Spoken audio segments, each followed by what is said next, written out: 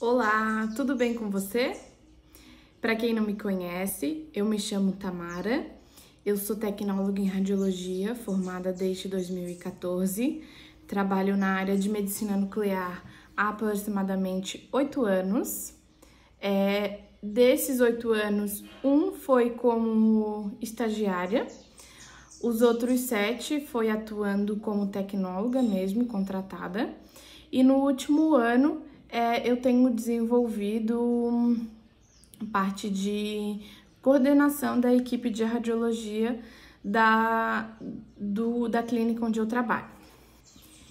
E hoje, então, a gente vai falar um pouquinho sobre medicina nuclear.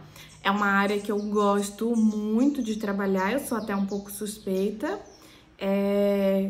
Vivo isso a prática todo dia, então eu conheço bastante sobre essa área.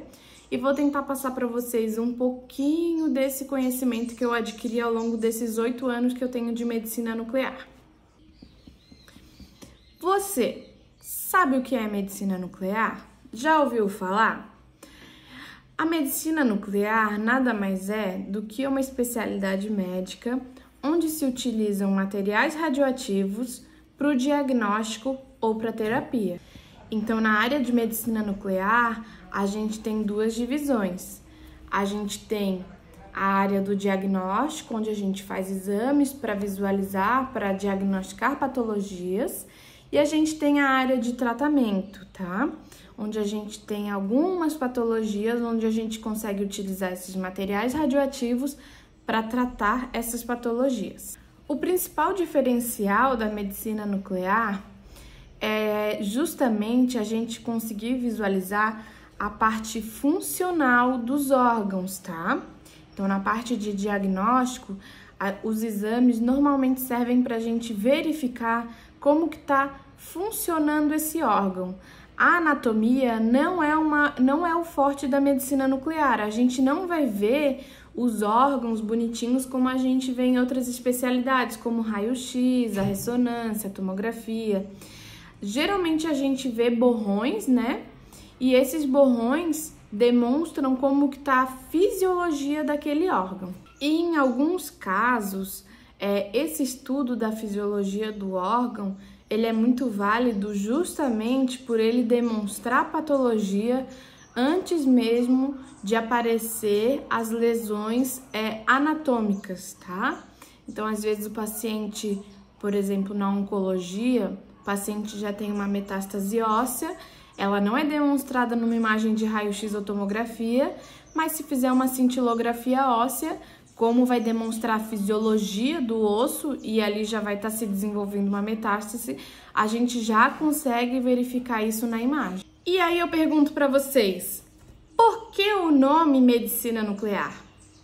Esse nome, ele é justamente porque a gente utiliza uma radiação proveniente do núcleo do átomo. Então, a gente tem um átomo, lá dentro do átomo a gente tem o núcleo, e a radiação que a gente utiliza na medicina nuclear é proveniente desse núcleo. E como que isso acontece?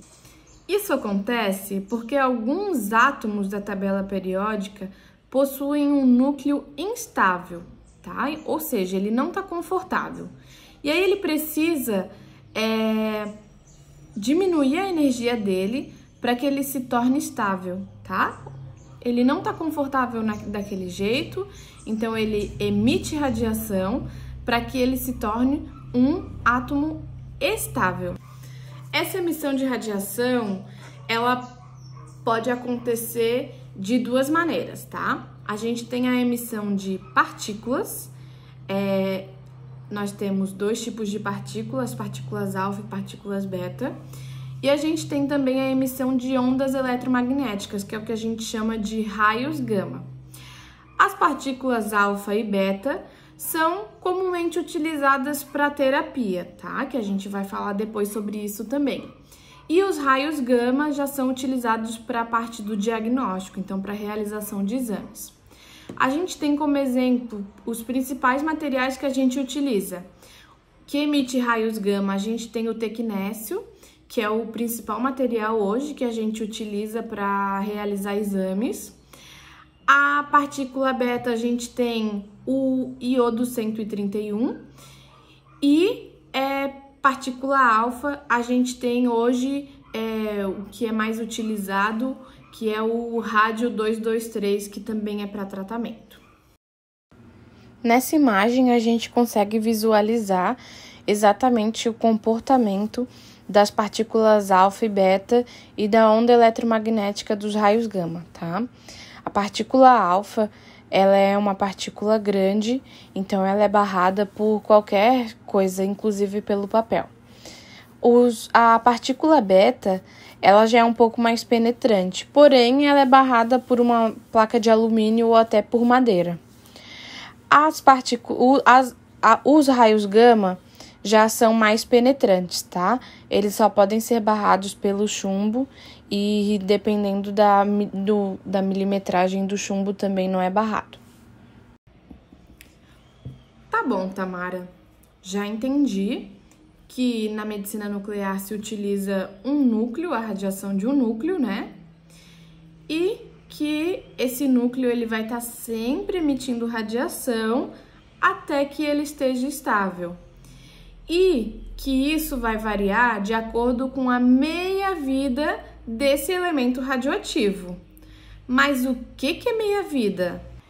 Meia-vida é o tempo necessário para decair metade de uma amostra. Um exemplo bem simples, tá? O tecnécio, que é o material radioativo que a gente mais utiliza, ele tem uma meia-vida de 6 horas, tá?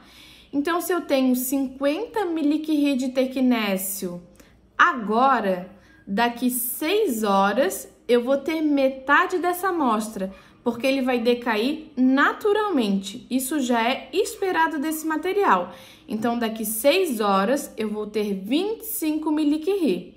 E assim por diante. Passado mais 6 horas, eu vou ter 12,5 e assim até que chegue ao zero, que aí é quando o núcleo ele se estabiliza e ele não emite mais radiação.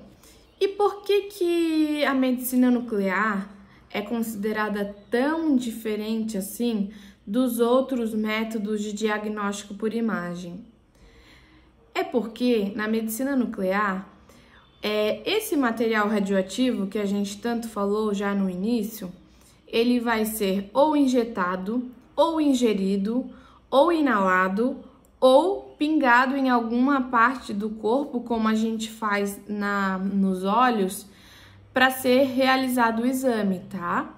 Então, a nossa fonte de radiação para aquisição desse exame é o paciente.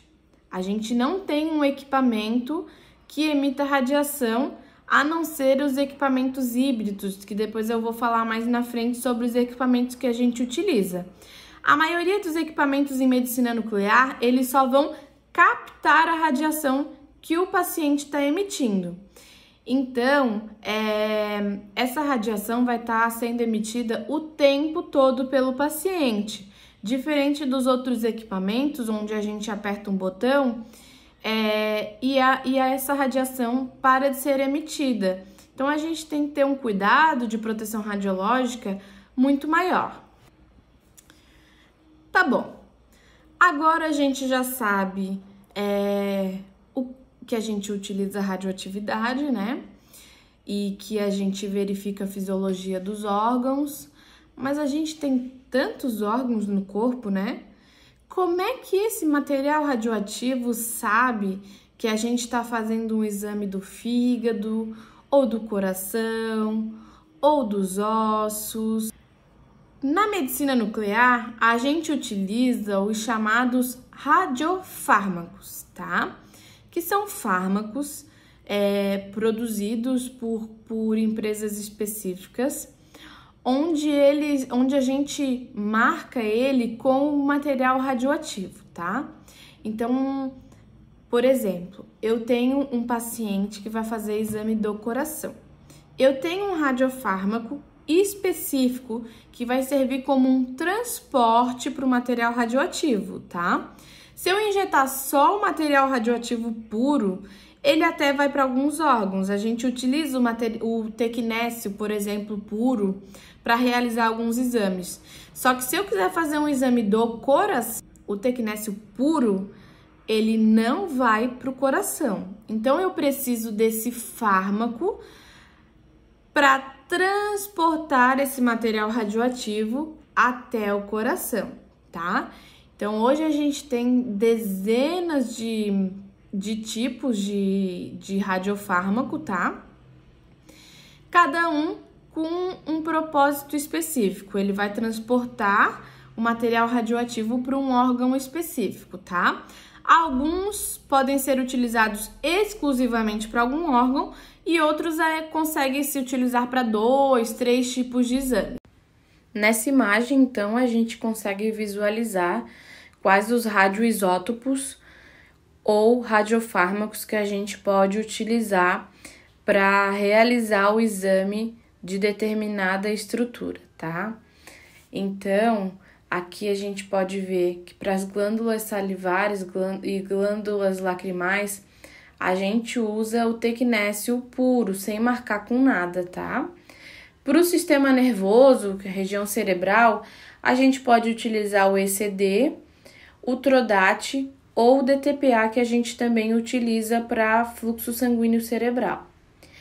Para tireoide, cintilografia da tireoide, a gente utiliza o tecnécio puro também. E para captação, a gente utiliza o iodo. Cintilografia pulmonar, inalação, utilizamos o DTPA e perfusão, o MAA. Cintilografia miocárdica, podemos utilizar o MIB ou o talho. Aí tem a linfocintilografia também, a de membros inferiores e superiores a gente usa o Dextran. E a de linfonodo sentinela, que é um procedimento operatório, né? Quando faz a cirurgia, tira o linfonodo sentinela, a gente utiliza o fitato, mais utilizado o fitato. Cintilografia óssea é o MDP que se utiliza. Existem outros radiofármacos que vocês podem visualizar, mas os que mais utilizam eu citei. E aí entra a diferença do fármaco e do radiofármaco. O fármaco é quando ele ainda não tem o material radioativo. Ele tá na geladeira, guardadinho lá, e ele ainda não está emitindo radiação. Radiofármaco ele se torna quando a gente pega o material radioativo e marca esse fármaco, tá? E aí ele se torna um radiofármaco.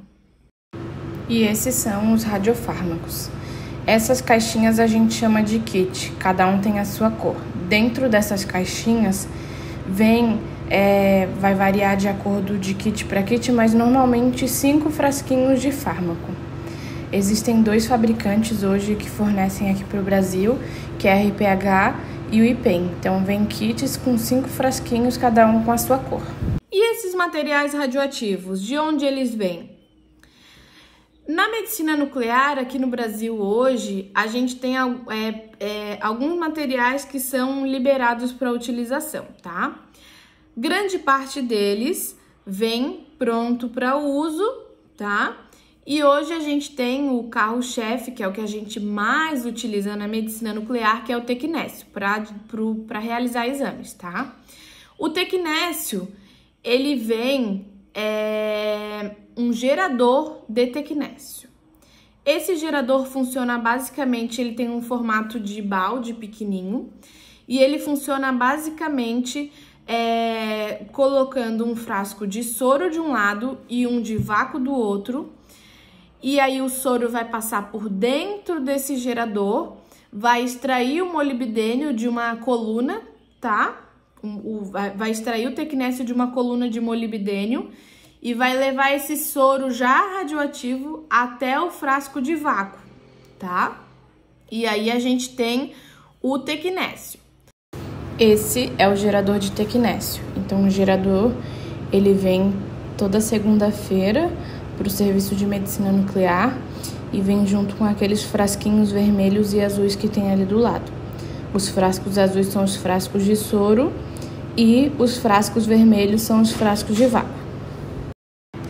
Para vocês terem uma noção do tamanho do gerador, eu tirei uma foto com os 2 geradores que a gente tem na radiofarmácia e a minha mão ao lado. Por que a gente tem 2 geradores nessa imagem? Porque o gerador ele pode ser utilizado por 2 semanas. Então, esses 2 geradores que tem é um da semana atual e um da semana passada. A gente pode manter sempre 2 geradores, mas utilizar no máximo por 2 semanas. E nessa imagem explica como funciona a eluição desse gerador. Então, a gente coloca a solução salina, que é o soro. Esse soro vai passar por dentro do gerador, pela coluna de molibdênio, vai extrair o tecnécio dessa coluna e após vai jogar esse soro já radioativo lá para o frasco de vácuo.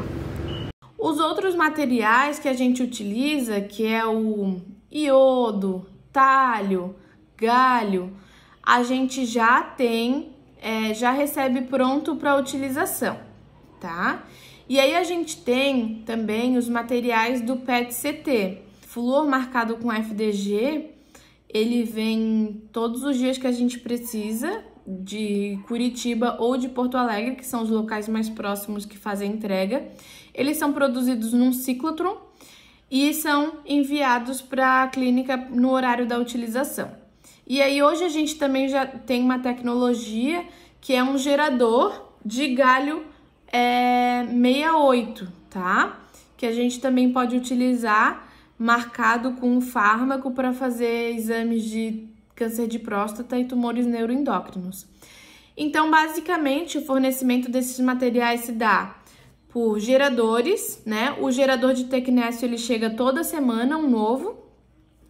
O gerador de galho, que é para o PET-CT, ele é adquirido uma vez por ano, ele já tem uma duração maior. E aí a gente tem fornecimento de materiais prontos para uso, que é iodo, galho,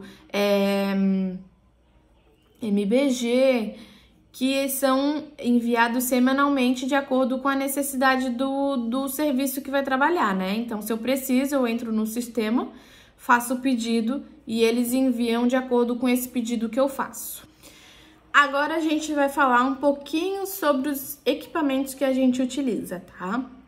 Na medicina nuclear, os equipamentos que a gente basicamente utiliza para aquisição de imagens são as gama-câmaras, tá? As gama-câmaras podem ter algumas variações, a gente tem a de uma cabeça, que é um colimador apenas. A gente tem as de 2 cabeças, que são 2 colimadores, então a gente consegue adquirir 2 imagens ao mesmo tempo nesse equipamento. E a gente tem os equipamentos de SPECT-CT, tá? Esse equipamento de SPECT-CT é o que a gente chama de equipamento híbrido. Por que equipamento híbrido? Porque a gente tem 2 tecnologias em um mesmo equipamento. A gente tem a união de uma gama-câmara com uma tomografia. Então, eu consigo adquirir imagens fisiológicas e anatômicas para fusionar essas imagens, tá? Então, eu consigo fusionar as imagens de medicina nuclear com as imagens de tomografia para conseguir visualizar tanto a fisiologia quanto a anatomia, ajudando os médicos a localizarem as lesões, tá?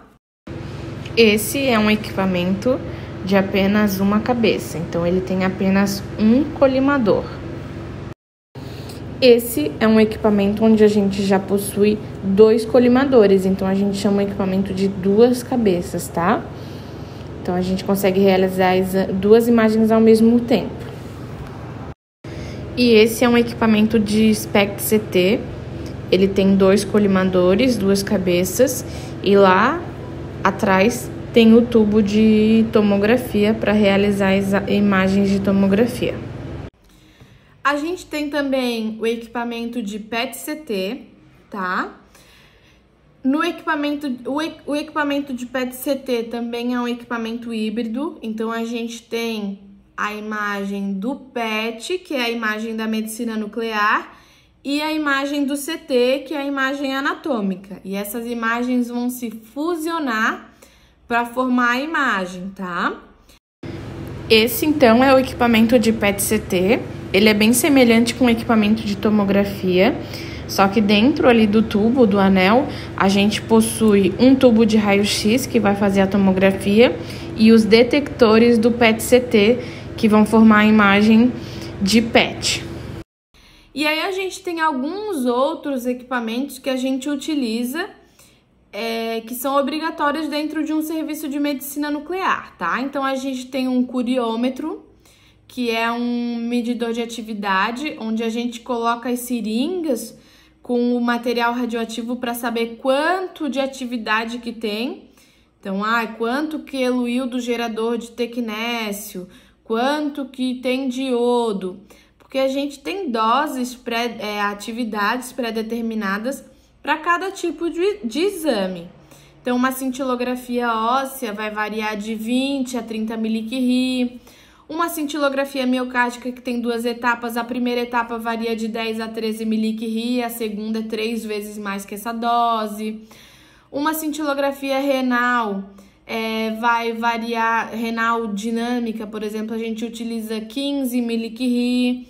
Então, cada exame tem uma atividade pré-determinada já em documentos europeus, americanos e brasileiros também, que vão variar de acordo com o que os médicos do serviço vão determinar.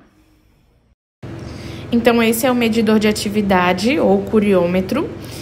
Naquele tubo a gente coloca a seringa ou o frasquinho e naquele computadorzinho, parece uma calculadora, na telinha vai aparecer a quantidade de milicurie que tem daquele material e os botões condizem a cada material. Então, se eu vou verificar o tecnécio, eu tenho que apertar no botão do tecnécio. Se eu vou verificar o iodo, eu tenho que apertar no botão do iodo. A gente tem também um aparelhinho que a gente chama de Geiger-Müller, tá? Ele é um equipamento onde a gente consegue verificar se tem radiação na superfície, consegue verificar a taxa de exposição do paciente. Então, ele é basicamente como se fosse um detectorzinho de radiação, tá? A gente verifica para ver se tem contaminação, como que pode ocorrer contaminação. Se a gente, por acaso, quebrar algum frasquinho de radiofármaco, se o paciente vomitar, se o paciente urinar. Lembra que o paciente ele é injetado, ele ingere, às vezes, o material, dependendo de cada exame. Se ele, por acaso, vomitar, urinar, todas as secreções desse paciente, depois que ele está injetado, elas estão radioativas também.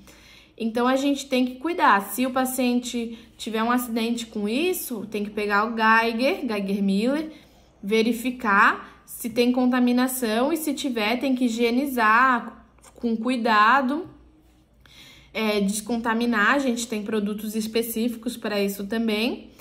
Então, o Geiger, ele é um instrumento que é obrigatório ter no local, né? E a gente utiliza bastante. Esse, então, é um equipamento Geiger.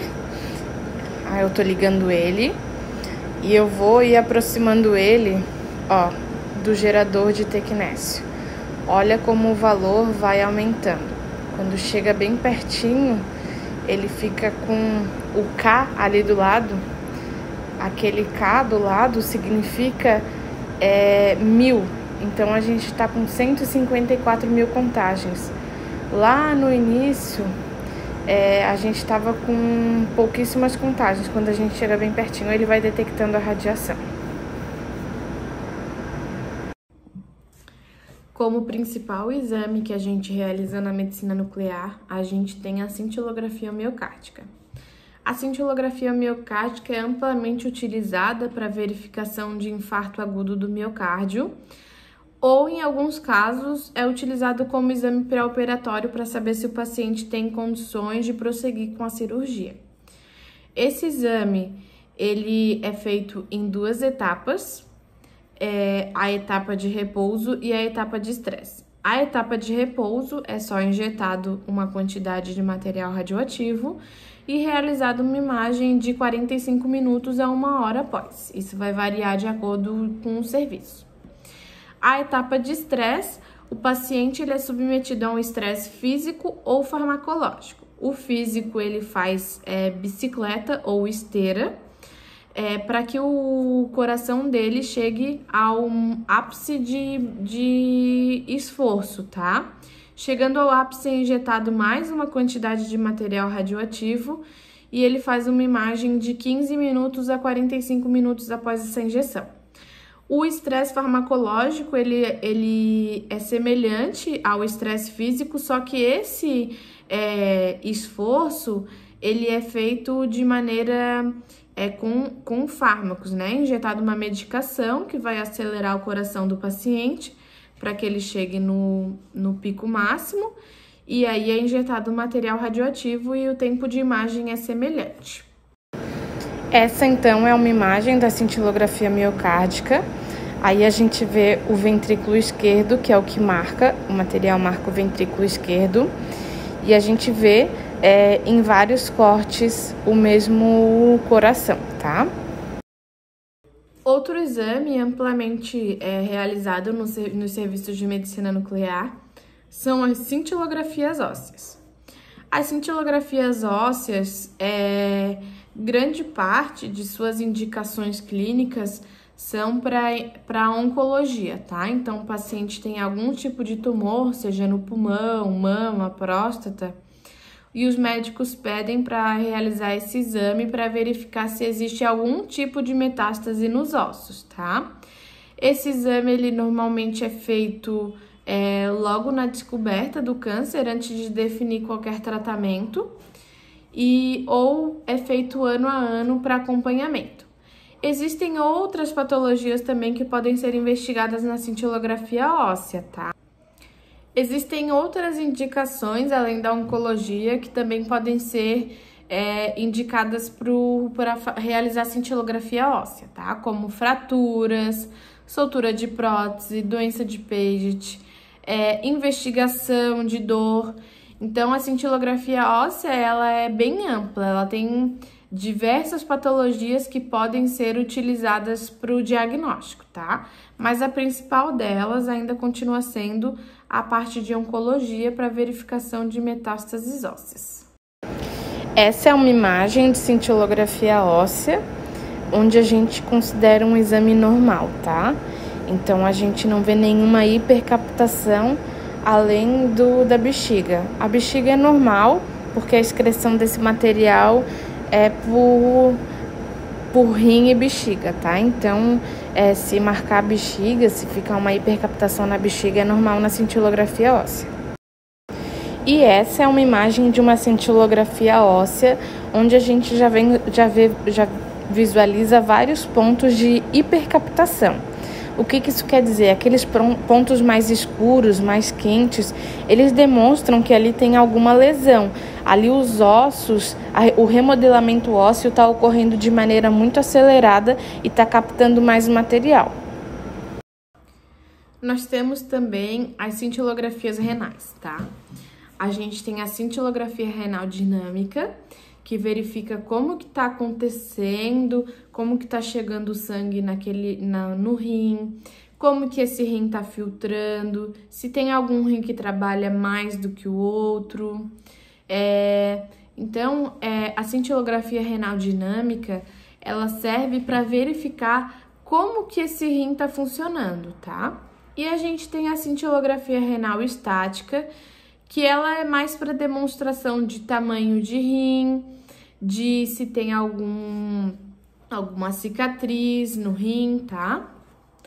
Geralmente, quem realiza um exame realiza o outro. É bem comum o paciente realizar os dois exames, pois um complementa o outro. Essa é uma imagem da cintilografia renal dinâmica. Ela é chamada dinâmica justamente porque é feita uma aquisição dinâmica, como se fosse um filminho, vai fazendo várias imagens durante um tempo e vai formar um filminho.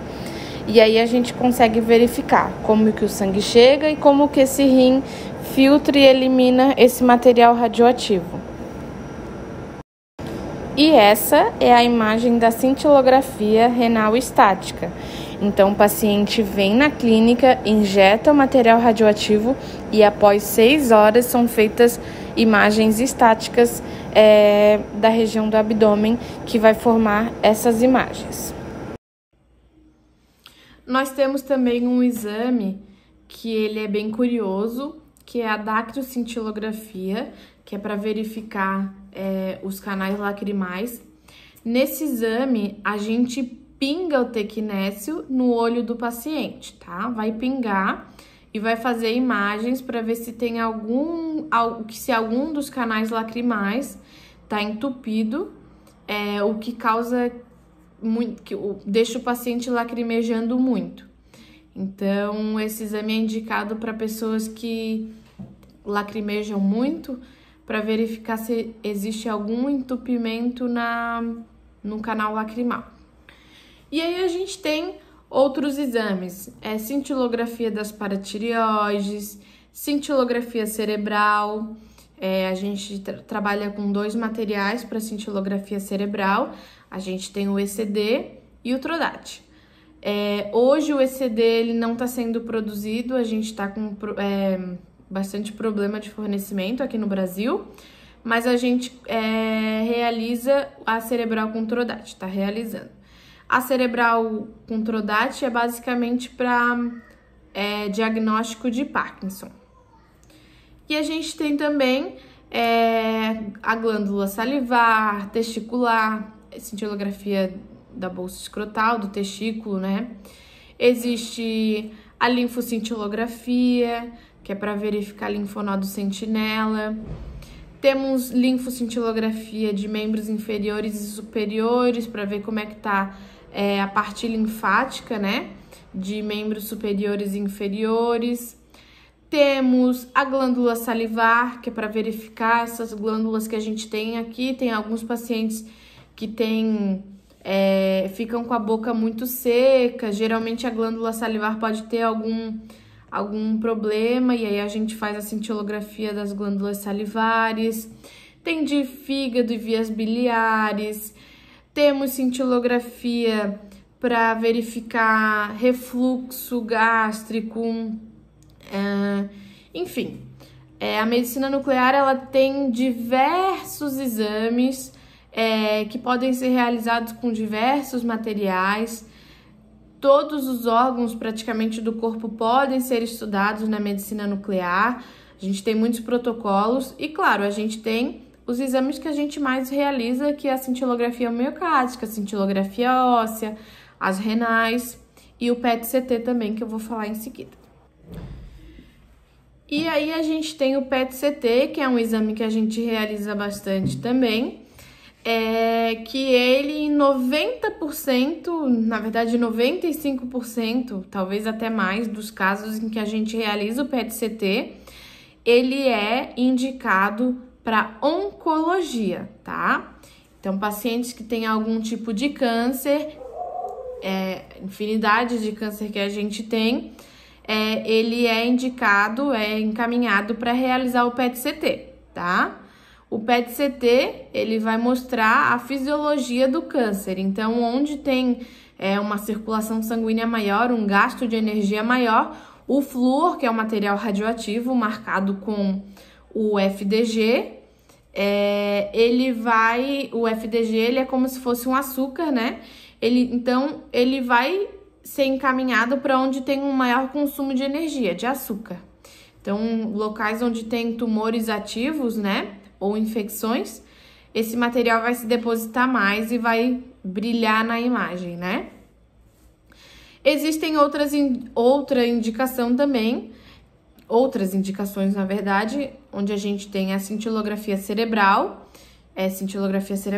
PET cerebral, que pode ser realizado PET-CT, o mesmo material, tá? A gente tem PET para verificação de infecções, então a paciente que tem febre de origem obscura vai fazer um PET para ver se tem algum tipo de infecção que não foi detectado em outros exames e no PET-CT aparece.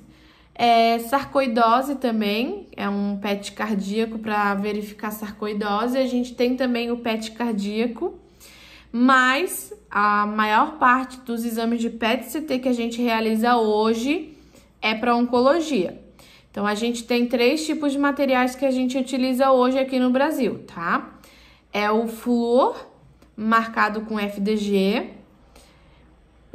e a gente tem o gerador de galho 68, onde a gente marca com o PSMA, que é para câncer de próstata, ou com o DOTATOC, que é para tumor neuroendócrino. Essa, então, é uma imagem de PET-CT. A primeira imagem, à esquerda, a gente tem só a imagem da tomografia. No meio, a gente tem só a imagem de PET.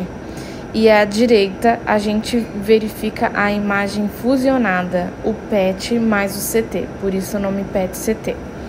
O que é normal da fisiologia de captação do material que a gente utiliza no PET, tá? Cérebro é normal e bexiga também é normal, rins e bexiga, tá? Porque esse material ele é excretado via sistema urinário. Então é normal marcar os rins e a bexiga. O restante que tem de captação, que tá brilhando mais na imagem, né? Aí podem ser lesões ou infecções. E por fim, a gente tem a parte de tratamentos, tá? Hoje no Brasil a gente tem a parte de tratamento com iodo, que é para tratamento de câncer de tireoide. Já temos protocolos bem estabelecidos aqui no Brasil. É utilizado há muito tempo, então pacientes que têm algum tipo de tumor de tireoide, eles retiram essa tireoide, né, e vão fazer a iodoterapia para eliminar qualquer resquício da célula tireoidiana que possa existir no corpo, tá?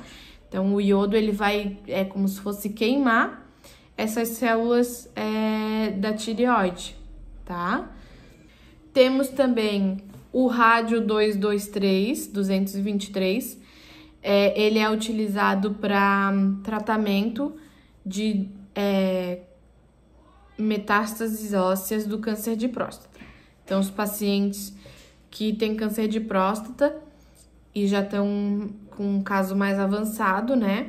Tem metástases ósseas, já podem utilizar o tratamento de rádio 223. Todos esses tratamentos precisam passar pelo médico nuclear, tá? Nem todos os pacientes são elegíveis para esses tratamentos, existem alguns critérios que são estabelecidos para o paciente poder realizar esses tipos de tratamento. Então, o paciente passa por uma consulta, é feita uma avaliação, são feitos exames laboratoriais para verificar se o paciente tem condições de passar por um tratamento desse tipo.